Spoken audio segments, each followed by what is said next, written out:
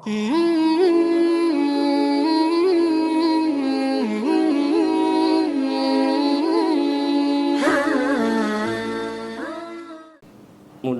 kita senantiasa dirahmati oleh Allah Subhanahu wa taala. Amin Allahumma amin.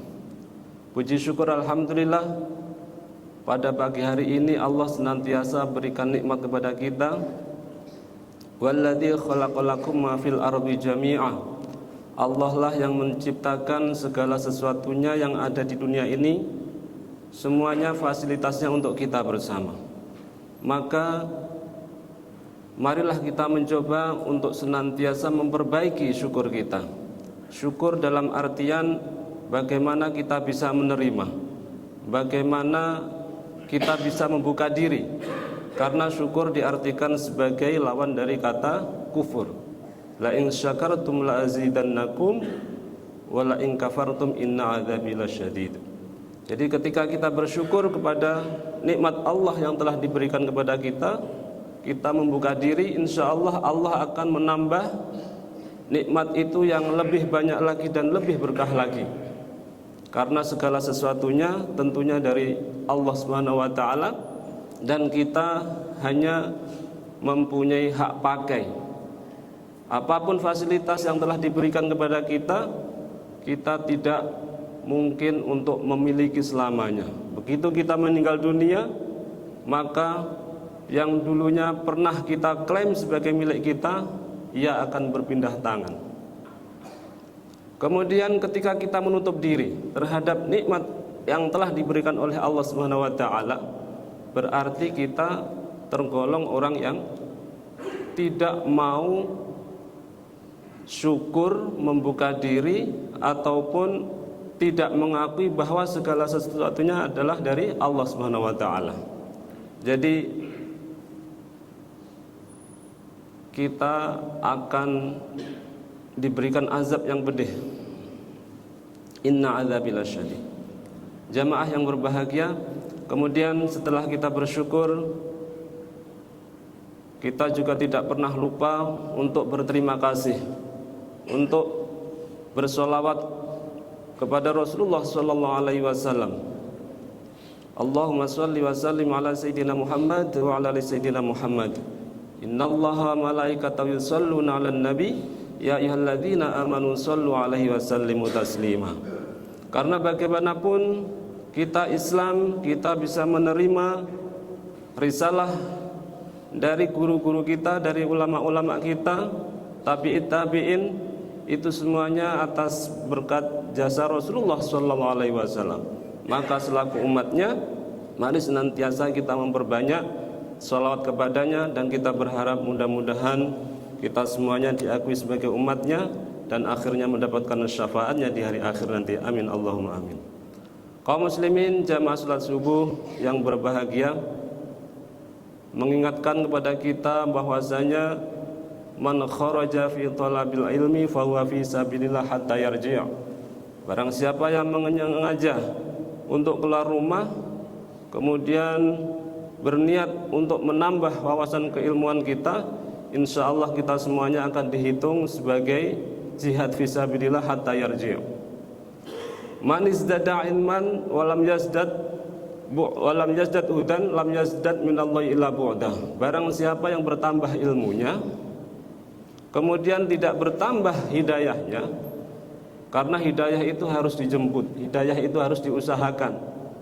Kita mungkin hampir setiap hari, setiap detik mendapatkan informasi ataupun ilmu agama yang luar biasa. Hari ini kita mendapatkan informasi dan bahkan kita kebanjiran informasi. Namun kalau kita tidak menyertai dengan tambahnya petunjuk, lam yazdad minallahi illa bu'da, tidak bertambah dari Allah Subhanahu wa taala kecuali jauh darinya. Semakin banyak ilmu tapi justru semakin jauh dari Allah Subhanahu wa taala. Nauzubillah summa nauzubillah. Padahal yang kita sampaikan adalah ilmu yang bukan hal yang baru. Berulang-ulang kaji mengkaji, nasihat menasihati, tapi insya Allah keberkahannya, kemudian manfaat dari ilmu itu sendiri akan kita rasakan. Karena mengapa?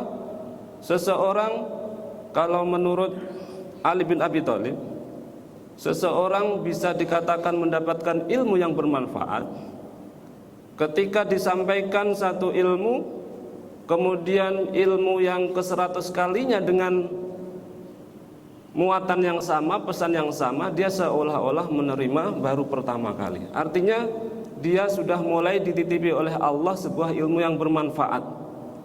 Dia sudah mulai dipercaya oleh Allah, diberikan keilmuan, dan akhirnya dia bisa memanfaatkan ataupun bisa mengamalkan kepada dirinya dan kepada orang-orang yang di dekatnya.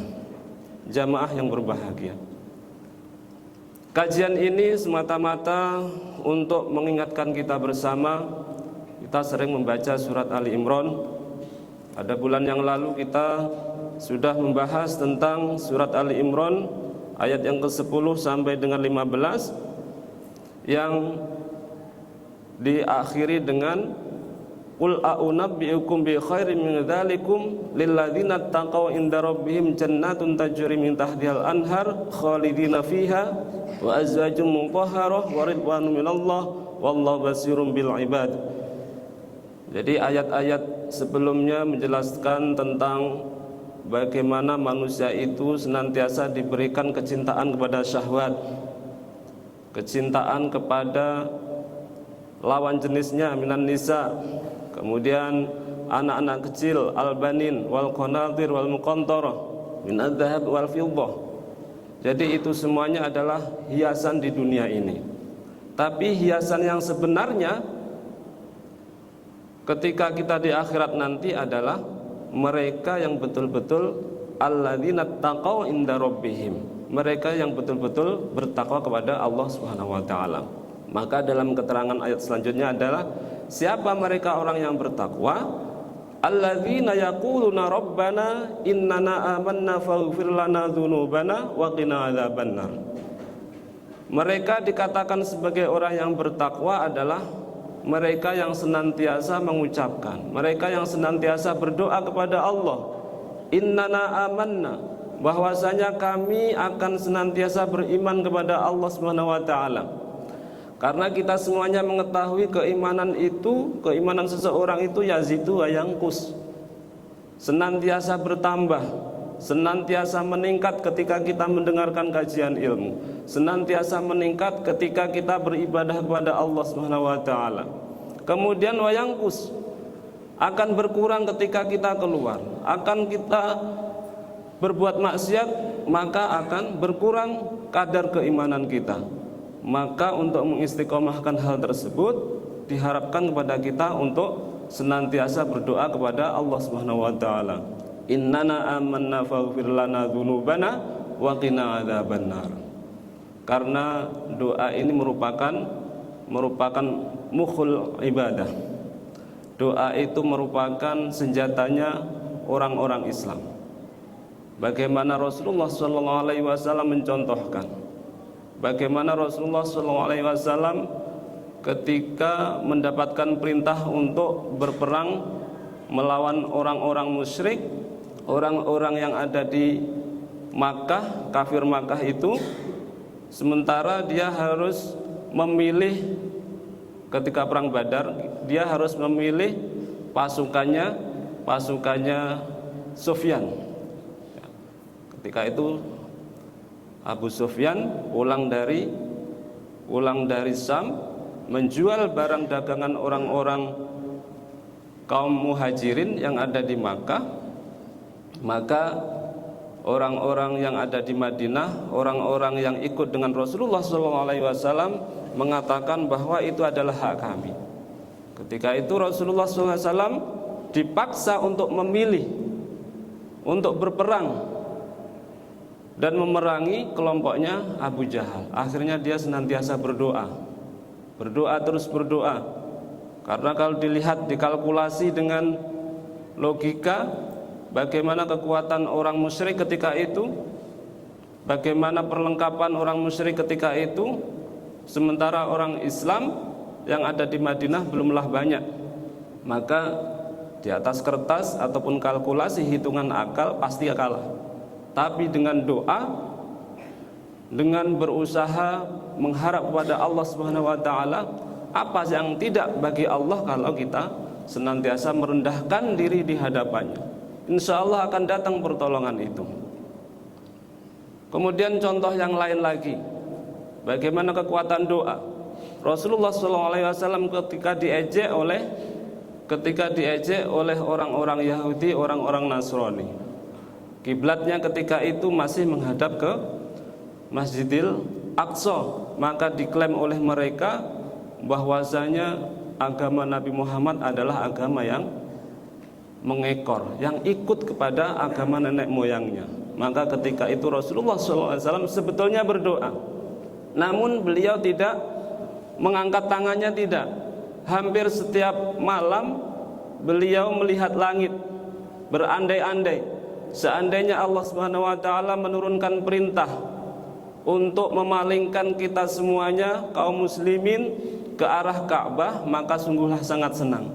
Berkali-kali Rasulullah SAW menengadahkan mukanya melihat langit, seraya berangan-angan berharap kepada Allah Subhanahu wa taala kalau hal tersebut diberikan olehnya. Akhirnya memang mendapatkan hal tersebut. Wawali wajhaka syatral Masjidil Haram. Maka Rasulullah SAW ketika itu memalingkan wajahnya, artinya ketika beribadah menghadap ke arah kiblat yang sekarang ini. Jamaah yang berbahagia, jadi doa-doa kita sebetulnya akan diijabah oleh Allah Subhanahu wa taala. Kita tidak menyadari bahwa keadaan kita hari ini, kemudian kemudahan kita hari ini, bisa jadi ini adalah doa-doa orang tua kita mungkin ketika kita kecil. Mungkin ketika orang tua kita memang betul-betul mengharapkan ridho dari Allah Subhanahu wa taala, kelak anaknya itu lebih baik daripada dia. Jadi jangan sampai kita meremehkan sebuah doa. Mari senantiasa kita menengadahkan, kemudian berharap kepada Allah. Allah lah yang akan mengubah seluruhnya. Allah lah yang akan menakdirkan segala apapun yang dibuat oleh hambanya. Kemudian mereka orang yang bertakwa selain berdoa kepada Allah Subhanahu wa taala, berdoa, berharap, kemudian memohon ampunan, faghfir lana dzunubana wa qina adzabannar, memohon ampunan kepada Allah Subhanahu wa taala, dan wa qina adzabannar, mohon dihindarkan dari siksa api neraka. As-sabirina was-shadiqin wal qanitin wal munfiqina wal mustaghfirina bil ashar. Mereka dikatakan orang yang bertakwa adalah mereka yang senantiasa sabar. Sabar ini sering kita dengarkan, sering kita mudah untuk mengucapkan. Kita diperintahkan bersabar, kita diperintahkan untuk senantiasa tenang, senantiasa bisa menerima, tangguh terhadap antara kenyataan dan harapan. Realita dan harapan kita terkadang tidaklah sama. Apa yang kita harapkan dengan kenyataan ternyata berbeda. Maka kita diminta untuk senantiasa bisa menerima. Kita diminta untuk senantiasa tegar, karena bagian dari takdir Allah Subhanahu wa taala adalah menerima takdir baik dan buruk. Kalau kita mendapatkan sebuah keadaan yang lebih baik, tentu kita senang menerimanya. Namun ketika kita mendapatkan keadaan yang lebih buruk dari yang kita angankan, pasti kita akan kecewa.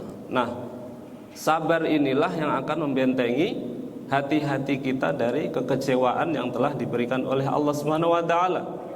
Karena bagaimanapun antara kenikmatan kemudian musibah itu semuanya datangnya dari Allah Subhanahu wa taala.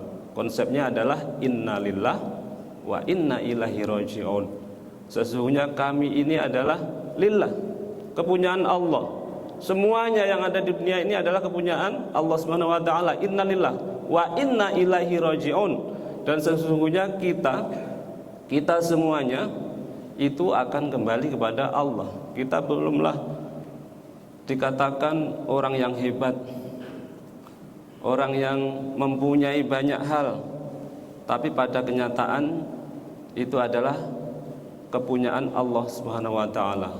Allahu la ilaha illa huwal hayyul qayyum la ta'khudhuhu sinatun wa la naum lahu ma fis samawati wa ma fil ardh. Jadi Allah lah yang maha segala-galanya, yang mempunyai langit dan bumi dan seisinya. As-sabirin was-sadiqin. Was-sadiqin kalau kita lihat dalam tafsirnya ini, Safatul Bayan li Ma'anil Quran, diartikan sebagai sodaku fi qaulihim wa fi'lihim. Mereka yang senantiasa berbuat benar, sodaku fi qaulihim, di dalam kata-katanya, wa fi'lihim, dan amal-amalnya. Karena mengapa kalau tidak ditegaskan di sini, terkadang antara hati dan bibir seseorang dan perilaku seseorang itu sangatlah berbeda. Makanya ayat Al-Baqarah mulai 8 sampai 20 itu menggambarkan bagaimana tanda-tanda dari orang munafik. Hatinya telah sakit, marad, diberikan kesakitan oleh Allah. Ketika dia berkumpul dengan orang Islam, dia berkata seolah-olah bersama dengan orang Islam. Namun ketika dia pulang kembali, kemudian berkumpul dengan orang musyrik, dia juga mengatakan, saya ternyata bersama kalian, bukan dengan mereka. Artinya dia tidak mempunyai prinsip. Di sana mau, di sini mau. Seolah memasang dua kaki, mana yang menguntungkan.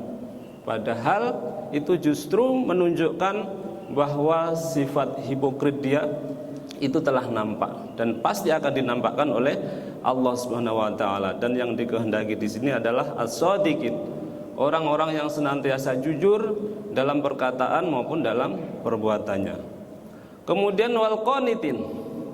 Wal qanitin ay al-muti'in al-khadi'in lillahi ta'ala.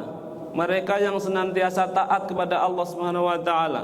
Mereka yang senantiasa khadi'. Khadi' itu senantiasa merendahkan diri kepada Allah Subhanahu wa taala, bahwa seluruh apa yang telah diberikan, seluruh apa yang telah diberikan kenikmatan kepadanya itu semata-mata dari Allah Subhanahu wa taala.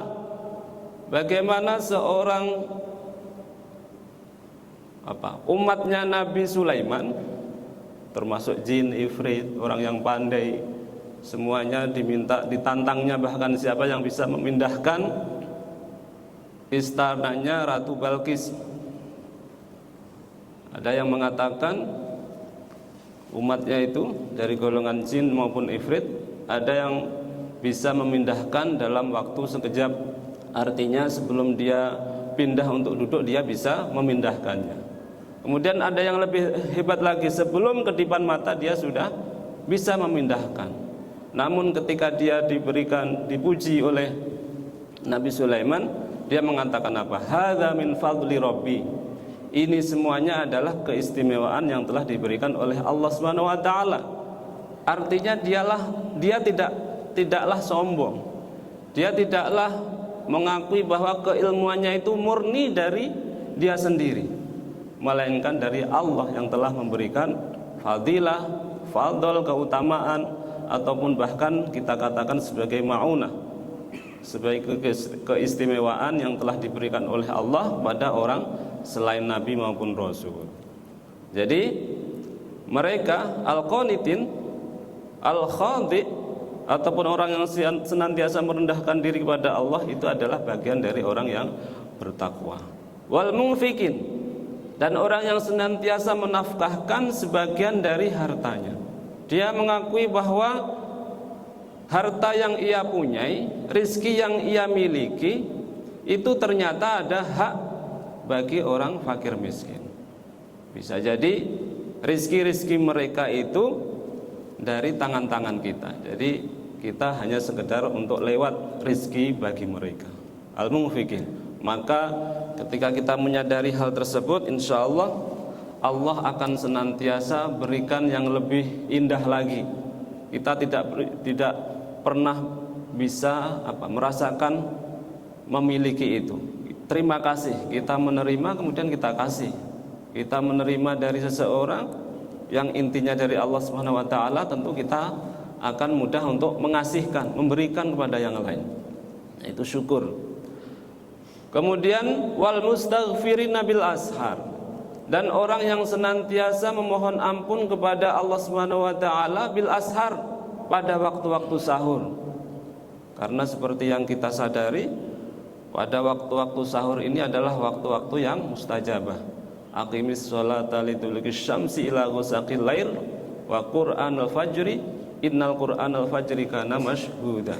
Dirikanlah salat, aqimis sholata liduluki syamsi, karena kita melihat condongnya matahari, terbenamnya matahari sampai kepada ujungnya malam. Wal qur'anal fajri inna qur'anal fajri kana mashhuda, dan bacaan-bacaan ketika fajar dan bacaan-bacaan ketika sebelum sholat subuh sampai subuh itu sendiri kana mashhuda, akan dipersaksikan oleh makhluk-makhluk Allah yang lain. Jadi makhluk-makhluk Allah yang lain yang ada di sekitar kita, tumbuhan, hewan, dan bahkan malaikat akan bersaksi bahwa kita semuanya ketika itu bermohon pada Allah, dan mereka turut mendoakan kita semuanya. Wal mustaghfirina bil ashar, karena pada hakikatnya seseorang ketika ingin masuk surga itu syaratnya tidak banyak, hanya dua. Yang pertama, dia harus beriman. Kemudian yang kedua, dia tidak mempunyai dosa. Ini yang berat. Beriman saja tidak cukup, kemudian beramal saja tidak cukup. Yang mencukupkan diri untuk kita bisa memasuki surga Allah adalah kita terbebas dari dosa-dosa itu. Karena mengapa? Bisa kita ketahui surga itu adalah tempat yang pantas bagi mereka yang senantiasa beriman, senantiasa bersih hatinya dengan maksiat-maksiat, dan akhirnya kita layak untuk menghuni surga Allah Subhanahu wa taala. Maka selaku orang yang bertakwa, al-mustaghfirna bil ashar, kita harus membiasakan diri untuk beristighfar di hari-hari ataupun di waktu-waktu sahur. Jamaah yang berbahagia. Kemudian ayat berikutnya, syahidallahu annahu la ilaha illallah la ilaha illahuwa wal malaikatu ulul ilmi qa'iman bil qist la ilaha illahu azizul hakim. Allah telah mengatakan, telah menyatakan, telah menyaksikan annahu la ilaha illahu, sesungguhnya Allah tidak ada Tuhan selain Dia. Wal malaikatu ulul ilmi qa'iman bil qist, kemudian malaikat dan orang-orang yang berilmu qa'iman bil qist, orang yang senantiasa menegakkan kebenaran, la ilaha illallah azizul hakim. Jadi Allah Subhanahu wa taala menjelaskan kepada hamba-hambanya bahwa Dialah Tuhan semesta alam. Dan bahkan di negara kita ini salah satu sila yang pertama itu adalah ketuhanan yang Maha Esa. Artinya kehidupan orang-orang, para pengasas, para founder kita itu sudah merencanakan bahwa NKRI itu harus dibangun dari tauhid ataupun semangat untuk beriman kepada Allah Subhanahu wa taala. Ketika kita sudah mencoba mengimani yang pertama, ketuhanan yang Maha Esa, wa ilahukum ilahu wahid, itu secara otomatis akan membatalkan konsep-konsep akidah yang lain, Trinitas, kemudian agama-agama yang lain akan membatalkan. Artinya ketika seseorang sudah teguh agamanya menjadi agama yang monoteis, kalau sebelumnya adalah politeis, banyak Tuhan, Dewa Siwa, Dewa Wisnu, Dewa Brahmana. Orang-orang kita sebelum Islam masuk, mereka mempunyai keyakinan seperti itu. Namun para founder kita menjelaskan bahwa sesuatu kesuksesan di dunia itu harus diawali dengan keimanan, ketauhidan yang benar. Ketika tauhidnya benar, insya Allah perjalanannya akan senantiasa dibimbing oleh Allah Subhanahu wa taala.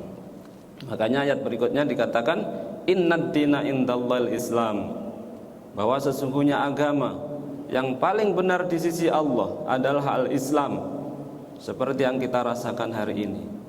Wa makhtalafal ladzina utul kitab illa min ba'di ma ja'athumul ilmu baghyan bainahum wa may yakfur bi ayatillah fa innallaha sari'ul hisab. Jadi tidak ada sebuah perselisihan dulunya. Al-Islam dimaknai sebagai agama yang isinya taat pasrah kepada Allah Subhanahu wa taala. Seluruh agama yang isinya menganjurkan untuk taat pasrah kepada Allah Subhanahu wa taala itu dikatakan sebagai agama Islam. Termasuk agamanya Nabi Isa, Nabi Ibrahim, walaupun dalam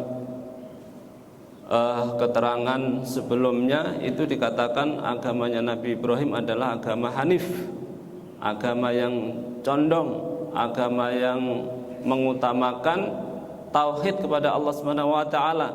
Kemudian agamanya Nabi Isa alaihissalam itu dikatakan sebagai agama Nasrani. Tapi pada hakikatnya isinya itu semuanya adalah ketaatan kepada Allah, berpasrah diri kepada Allah Subhanahu wa taala. Tidak ada perselisihan, ya. Wa makhtalafal ladzina utul kitab, orang-orang yang ahli kitab itu illa min ba'di ma ja'ahumul ilmu baghyan bainahum. Dulunya tidak ada perselisihan agama-agama itu. Ya. Ketika agama Hanif, agama Nabi Ibrahim dilengkapi dengan disempurnakan dengan agama berikutnya Nabi Isa, kemudian disempurnakan oleh agama Islam yang dibawa oleh Nabi Muhammad, tidak ada perselisihan sedikit pun. Maka perselisihan itu muncul ketika ada baghyan bainahum, ada kedengkian. Mereka merasa cemburu, mereka merasa dengki ketika yang membawa risalah Islam itu ternyata bukan dari golongan mereka. Dia berharap, dalam Alkitab itu dijelaskan mim ba'dismuhu Ahmad, bahwa nanti setelah agama Nabi Isa itu akan ada agama baru, ada risalah baru yang membawa adalah Ahmad, yaitu Nabi Muhammad itu sendiri. Namun bukan Nabi Muhammad itu karena bukan dari golongan mereka, bukan dari golongan orang-orang Israel, orang-orang Yahudi Israel, maka mereka merasa dengki. Nah, dari garis keturunan sebetulnya sama, dari garis keturunan Nabi Ibrahim. Kalau mereka orang-orang Israel, orang-orang Yahudi itu dari keturunan Nabi Ibrahim juga yang sama, dari Hajar, ya. Kemudian Nabi Ishak, kemudian Yakub, Yusuf, sampailah agama Yahudi itu. Kemudian kalau dari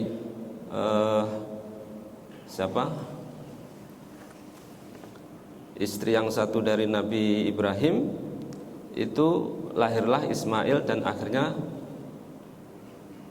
Nabi Muhammad. Artinya sebetulnya sama, dari rahim yang sama, hanya beda negara, ya, di Arab dengan di Israel. Karena dia tidak mengakui nabinya itu dari golongan mereka, akhirnya mereka dengki, baghyan bainahum. Mereka akhirnya mengingkari. Wa may yakfur bi ayatillahi fa innallaha sari'ul hisab. Dan barang siapa yang kufur, menutup diri terhadap ayat-ayat Allah Subhanahu wa taala, fa innallaha sari'ul hisab, maka sesungguhnya Allah Subhanahu wa taala sangatlah mudah, sangatlah cepat untuk menghitungnya. Artinya mereka itu sebetulnya sudah paham bahwa agama Islam, agama yang kita anut ini, itu sudah diberitakan dalam kitab mereka, sudah ada informasinya dalam kitab mereka. Namun ketika dia dengki, dia iri, bukan dari golongan orang-orang mereka, akhirnya mereka menyelisih. Makanya dikatakan dalam Al-Fatihah itu ghairil maghdubi alaihim waladdallin. Maghdub itu adalah, keterangannya adalah orang-orang Yahudi, orang-orang yang dibenci, orang-orang yang senantiasa mau menerima hidayah-hidayah risalah surat Ali Imran ini, maka yang pertama kita berharap senantiasa menjadi orang-orang yang muttaqin, menjadi orang-orang yang bertakwa, yang ciri-cirinya sudah kita sebutkan tadi, mulai kita berdoa kepada Allah, kemudian sabar, kemudian senantiasa berbuat jujur kata-katanya, pekerjaannya, kemudian amaliyah-amaliyahnya, hatinya, kemudian kita senantiasa untuk berbuat taat, berderma, kemudian mengandalkan mohon maaf, mohon ampunan kepada Allah Subhanahu wa taala, dan insyaallah Allah akan memberikan penguatan-penguatan dalam diri kita sehingga kita semuanya insyaallah akan diberikan keistiqomahan oleh Allah Subhanahu wa taala. Jamaah yang berbahagia, mungkin ini yang bisa saya sampaikan terkait dengan tafsir surat Ali Imran. Mudah-mudahan kita semuanya senantiasa dikuatkan oleh Allah Subhanahu wa taala. Kita akhiri dengan membaca doa kafaratul majelis. Subhanakallahumma wa bihamdika asyhadu an la ilaha illa anta astaghfiruka wa atubu ilaik. Wallahul muwaffiq ila aqwamit thoriq. Assalamualaikum warahmatullahi wabarakatuh.